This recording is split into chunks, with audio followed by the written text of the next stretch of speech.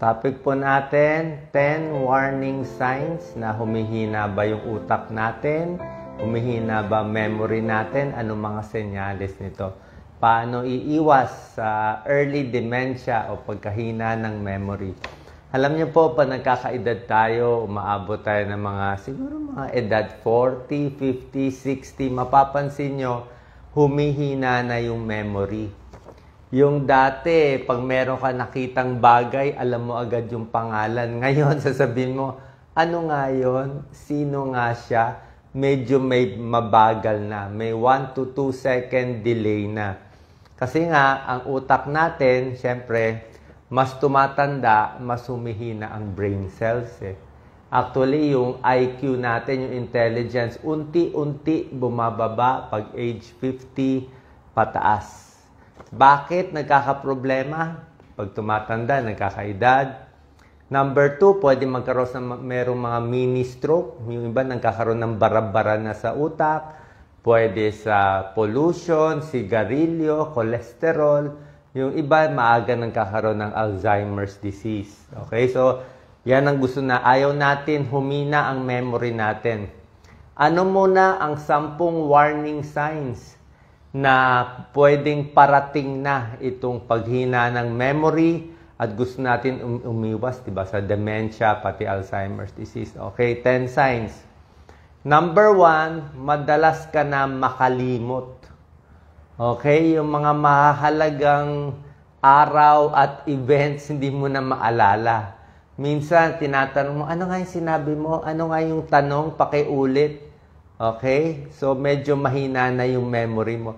Hindi yung minsan naiwan mo yung cellphone mo, okay lang yon. O yung susi, minsan naiwan mo, pero yung medyo madalas na. Number 2, ito ang early sign ng dementia. Yung mga recent events.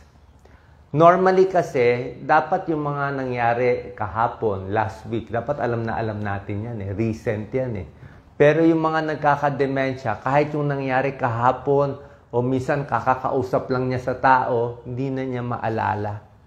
Okay? Ang matagal mawala, kahit may dementia yung tao, let's say meron kayong kakilala, magulang na may dementia, yung mga lumang panahon, hindi niya makakalimutan yun. Nung bata pa siya, yun, nandyan yan kahit may dementia. Pero yung ginawa niya kahapon, yung kinain niya kaninang umaga, hindi na niya maalala. So, recent events ang nawawala. Number 3, warning sign na humihina na memory. Hindi na masabi yung word, yung object, yung pangalan ng tao. Pa nagsasalita, tumitigil na, puro na ano yun, ano yan. Hindi na niya masabi. Number 4 sign, poor judgment na siya. Poor decision making. Mabilis na siya ma-scam, mabilis maloko ng fake news. Minsan yung mga decision niya mali. Let's say, meron siyang gamit, imbis na itago sa cabinet, nilagay sa refrigerator. Alam mo yung medyo mali na yung mga decision. Number 5, nagkakaproblema na sa pera. Okay, hindi na niya alam saan niya tinago yung mga pera niya. Importanteng gamit. Okay? Yung mga kung may cheque, di ba? At minsan dito, itong number 5, napakahalaga. Naninisi na siya ng ibang tao. Kadalasan magsisisi siya. Sasabihin niya, siguro ninakaw mo. O ninakaw niya yung ito, di ba? O lagi siya magsisisi, kaya nawala, may kumuha. Pero hindi mo naman ninakaw. So, minsan nag-iimbento na ng kwento. Okay? Papunta na sa Alzheimer's yun and dementia. Number 6, disoriented and confused. Ito yon. Minsan naliligaw. Naligaw, pumunta, bumili ng ulam sa palengke, hindi na makauwi. Okay? So, pag ganyan na, disoriented na sa lugar, sa surrounding, sa oras, sa lugar, sa date, dementia tawag doon. Okay? Pag sinabing dementia, maraming cause yun Dementia is yung pagkaulyanin. Pwedeng may mini stroke, pwedeng Alzheimer's, pwedeng baka may problema sa utak. Pero meron ding ibang cause, baka na sobrang stress lang siya. Merong ganon. Baka may mental health problem lang, o baka kulang na sa tulog, minsan ganon lang. So yan, number 6, disoriented. Number 7, Pati yung ordinary na bagay, hindi na niya magawa. Mag-open ng air condition o maggamit ng washing machine o yung mga household appliance o mag-open ng television, hindi na niya alam paano gawin. At minsan, ito yung may sign na hindi na malinis sa sarili. Hindi na makaligo, hindi na makasuot ng baro, hindi na makatoothbrush. So, nakakalimutan na rin niya paano gawin yun. Number 8 sign na malapit na sa dementia, umiiwas na sa tao. Hindi na kumakausap. Medyo depressed na. Okay? Number 9, personality change. Mainitin na ulo. Irritable, galit, mabilis uminit ang ulo. Parang, ang tunay na dementia, parang sabi nila, parang nandun pa rin yung nanay mo, pero parang wala na yung personality niya. Parang yung body na lang naiwan. Pero yung utak niya parang nawala na. Parang naging baby. Naging second childhood. Yun yung malalang dementia. And number 10, yung mga daan, hindi na niya alam. Okay? Mga distance. Yung mga basic. Hindi na niya alam, 2024 ba? Anong year na ba? Sino presidente? Hindi na niya alam. So, ano magagawa natin? Yan, habang bata pa tayo para umiwas sa dementia, para tumalas ang memory. 10 tips na napakahalaga. Number 1, habang bata pa o may edad na, dapat regular exercise. Sinabi ko nga, at least 30 minutes of exercise, 5 days in a week, kailangan pinagpapawisan ka, kailangan dumadaloy ang dugo mo sa paa, sa katawan, sa puso, sa utak. Subukan niyo yan. Kung mahina memory nyo, inaantok kayo, maglakad-lakad kayo. Pag naglakad kayo, gagana na yung utak mo kasi gaganda yung brain flow. Kaya nga yung mga estudyante, di ba, pag hindi makaaral, pag hindi alam yung isasagot, anong ginagawa? Nagaganyang kamay, nagkukuyakoy, di ba? Kasi pinapagana niya yung blood flow. Meron ding technique, chewing gum. Sa mga estudyante, pag mahina memory mo, mag-chewing gum. May pag-aaral na habang nag-chewing gum ka, gumagana yung utak natin. Parang may movement. Number 2, brain foods, healthy diet. Tunay po to, may tulong yan. Yung mga omega-3 fatty acids para sa ugat. Kasi utak natin, puro arteries yan, puro ugat. Mas maraming blood flow, mas buhay na buhay yung utak natin. So, omega-3 fatty acids, fatty fish, galunggong, dilis, salmon, bangus, sardinas, hasa-hasa, lahat yan isda, omega-3 fatty acids, brain food. Maraming antioxidant.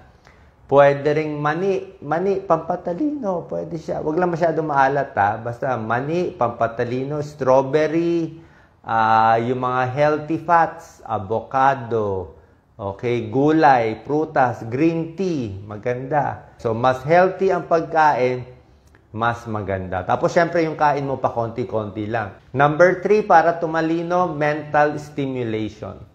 Ibig sabihin, mag-crossword puzzle, mag-sudoku, magsagot ng mga word games.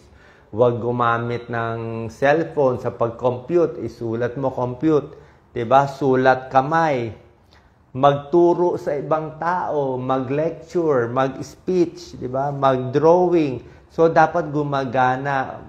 Bumalik sa school, mag-aral ng language, manood ng video na may katuturan para gumana yung utak.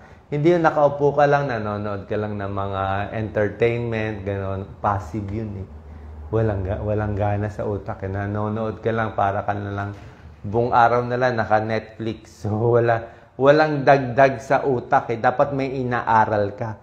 Yung medyo sumasakit yung ulo mo. Mental stimulation, maganda. May project, may pinaplano. Yan ang maganda. Number 4, napakahalaga sa memory, tulog. Ang taong puyat at kulang sa tulog, 40% bagsak ang memory.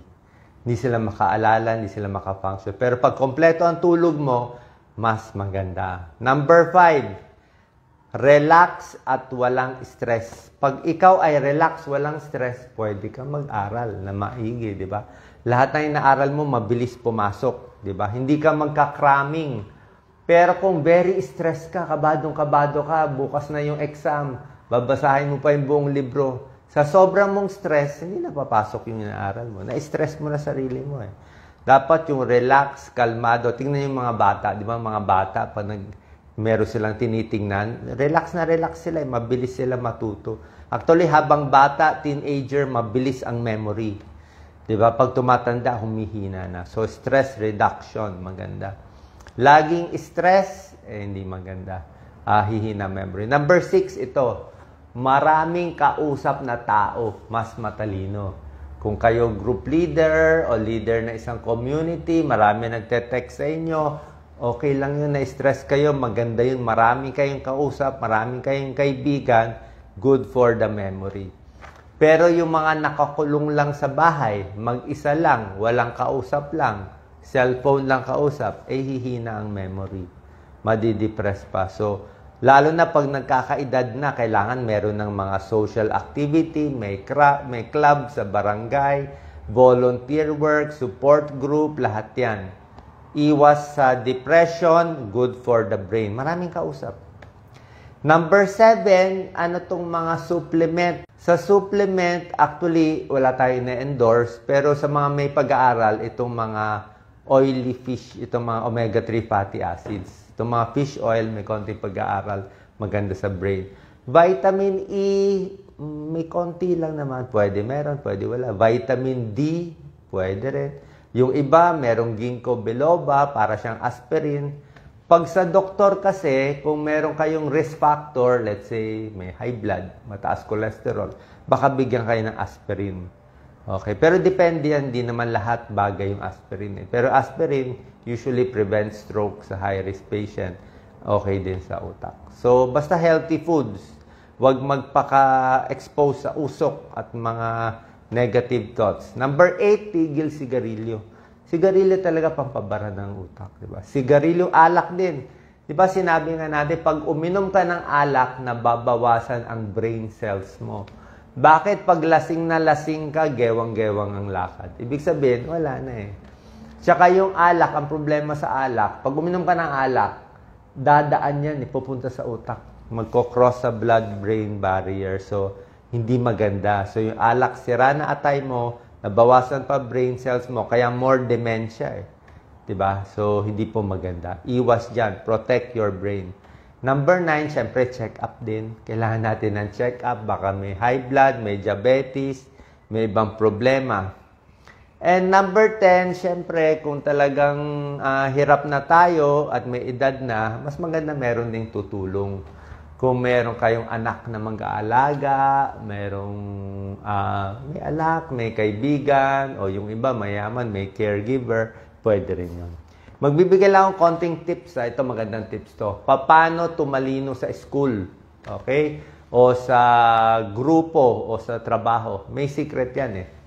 Kung kayo ay nasa school, nasa isang lecture room, di ba? Ito nga ito, lecture room. Ang mga estudyanteng mataas ang grado at mataas ang memory sa school, alam nyo, may position. Dapat malapit ka sa teacher. Teacher's pet. So, either nasa harap ka dito ng teacher, nasa harap ka, o nandito. Yung kita ka ng teacher, yung letter T. Yung harap, yung kaliwa, yung kanan. Pero kung dyan sa trabaho mo, nagtatago ka sa kanto para hindi ka makita ng speaker, walang ano yun. Unang-una, parang hindi mo na-absorb, hindi ka nakikinig, tsaka wala rin yung attention sa'yo ng speaker. So, may secret yan. Okay? Next, anong oras maganda mag-aral? Yan. Pinakamatalas yung utak natin sa umaga. 8 o'clock hanggang mga 11 o'clock, 12 o'clock. Kaya nga yung mga mathematics, science, sa umaga yan tinuturo dapat. Diba? Mas alerto. Pero pagdating ng alauna, alas 2 ng hapon, 2 p.m., antok na lahat yan. Wala na mag-aaral niyan. Okay? Pagdating ng 4 o'clock to 6 o'clock, gagana ulit yung utak. Siguro dyan ka nagre-review. Tapos, maganda mag-review din sa gabi bago ka matulog. Okay, yung patulog ka na, dun mo aralin. Yung antok ka na, yun ang last na tinitingnan mo, yung lesson mo. Para pag nakatulog ka, di sumakit ulo mo, di ba? Pinipilit mo. Pag nakatulog ka, pag gising mo, naka-imprint na yan sa utak mo. Parang naka-xerox na yan sa utak mo. Yun ang secret eh. Before sleeping, aral, tapos pagising mo. Tapos, sabi ko nga, walang cramming. Hindi pwede yung cramming na isang libro babasahin mo ng isang gabi. Wala yun. So, ibig sabihin, schedule mo. Monday to Sunday. Chapter 1 sa Monday. Chapter 2 sa Tuesday. Chapter 3. So, konti-konti lang kaya ng utak natin. Konti-konti lang. Pag sinobrahan mo yung utak mo, wala. Ma-stress ka lang. Aralin mo ngayon, aralin mo next. Another tip, very important. Ito, very important. Pag nag-aaral ka, lagyan mo ng emotion. Emotion, amygdala yan sa brain eh. Yung emotion natin, pati memory, dikit. Kung kailan palagay natin nag-9/11, meron mga sakuna o nag-tsunami o nasaan ka nun. Alam mo nasaan ka nun eh. Diba? Paano? May emotion yun eh. Kailan yung una kayo nakita ng boyfriend mo, ng girlfriend mo, o anong lugar, anong araw, ano yung naaamoy mo, maalala mo lahat eh. May emotion kasi. So habang nandun ka sa school, pag nagtanong ka sa teacher, may emotion yon. Diba? So, hindi mo makakalimutan, nagtanong ka eh. Lahat nakatingin sa'yo. So, o nagturo ka, may emotion yon. So, yung inaaral mo, lagyan mo ng emotion. Okay? Kahit boring siya, lagyan mo ng emotion, i-connect mo, i-associate mo sa ibang bagay para mas dumikit sa memory. Okay? More emotion, mas dumidikit. Tapos, avoid cramming. Okay? Sana po nakatulong itong tips natin. Para tumalino-talino, yan ang kailangan natin. Actually, wala rin yan sa IQ eh. May tao, matalino nga, tamad naman. Diba? Wala namang study tips. Yung iba naman, hindi ganun katalino, pero masinop siya, magaling siya maggawa ng notes, diba? Maganda yung notes ha. Isa pa yung mga index cards, yung mga papel-papel na maliliit, magaganda yun eh. Lahat ng notes, lagay nyo dyan. Tapos ibabaliktad-baliktarin mo. Ito, may memorizein mo. Para mas maalala ng memory natin. Okay? Good luck po. Kailangan laging tumalino. Parang tayo, di ba? Aral ako ng aral, sulat na sulat. Memorize na memorize. Okay? Ang utak natin, parang muscle. Lagi ka nagkakarga ng dumbbell, lumalakas muscle mo. Lagi mo ginagalaw yung utak mo, para kang dinadumbbell mo yung utak mo. Mas dumadami ang connection ng brain. Parang yung utak ni Einstein. Yung utak ni Einstein, nung nakita nila, parang sobra daw laki, sobra daming connection. Paano? Isip ng isip. Okay? Good luck po. Share po natin sa ating kaibigan. Thank you.